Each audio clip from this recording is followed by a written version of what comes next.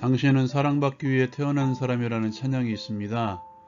하나님의 사랑을 받기 위해서 태어나신 여러분을 주님의 이름으로 사랑합니다. 하나님의 사랑 이야기, 오늘 말씀과 함께 주님과 함께하는 기쁨찬 매일 묵상 본문은 마태복음 27장 1절에서 10절까지의 말씀입니다.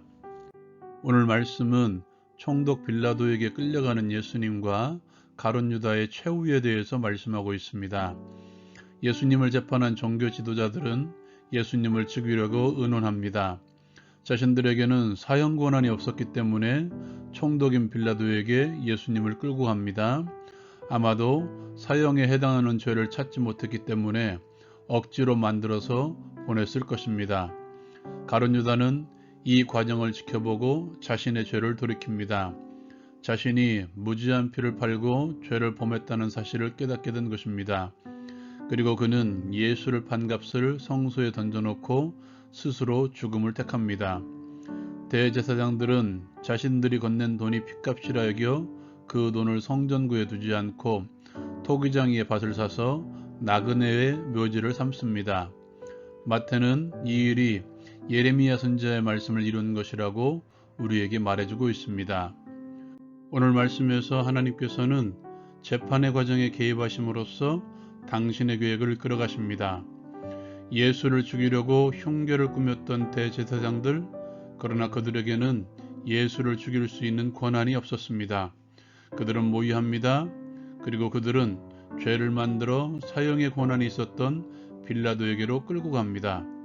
이렇게 한번 생각해 보십시다.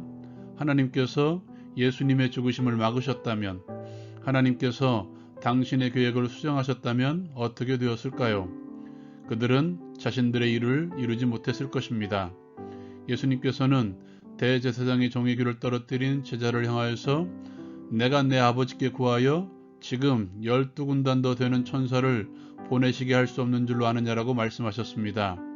능히 하실 수 있다는 것입니다. 하나님의 개입의 방법은 내버려 두심이었습니다. 죄의 극치를 향해 치닫는 그들을 내버려 두신 것이 하나님의 방법이었습니다. 내버려 두심으로 하나님께서는 당신의 아들을 죽음의 자리, 십자가의 자리로 가게 하셨습니다. 역사의 승자는 항상 하나님이심을 기억하십시오. 하나님의 내버려 두심의 한 예가 오늘 등장하고 있는 가룟 유다입니다. 가룟 유다는 자신의 잘못을 깨닫습니다. 그리고 자신과 함께 죄를 모의한 종교 지도자들을 찾아가 돈을 도로 갖다 줍니다.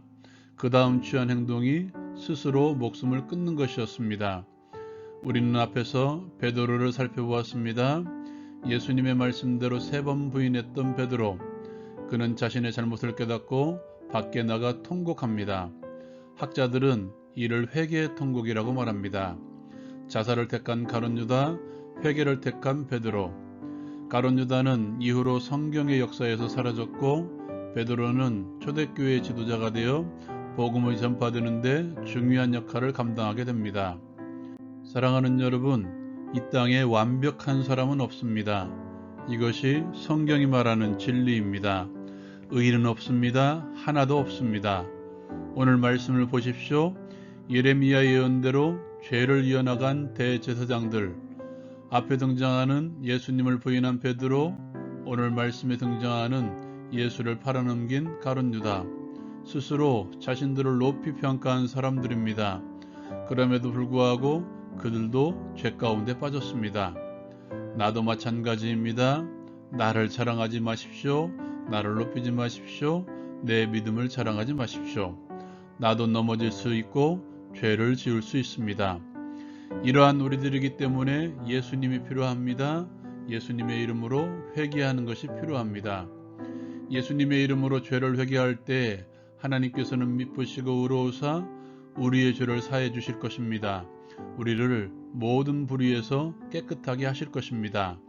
그리고 바로 그 사람을 사용하십니다. 하나님께서는 자신의 연약함을 인정하고 회개한 사람들을 사용하십니다. 다윗을 보십시오. 베드로를 보십시오. 그리고 바울 사도를 보십시오. 자신의 허물을 하나님 앞에서 인정하고 애통해 한 사람을 하나님께서는 사용하셨습니다. 죄를 애통해 하십시오. 죄에 대해서 통곡하십시오. 나의 연약함에 대해서 애통해 하십시오.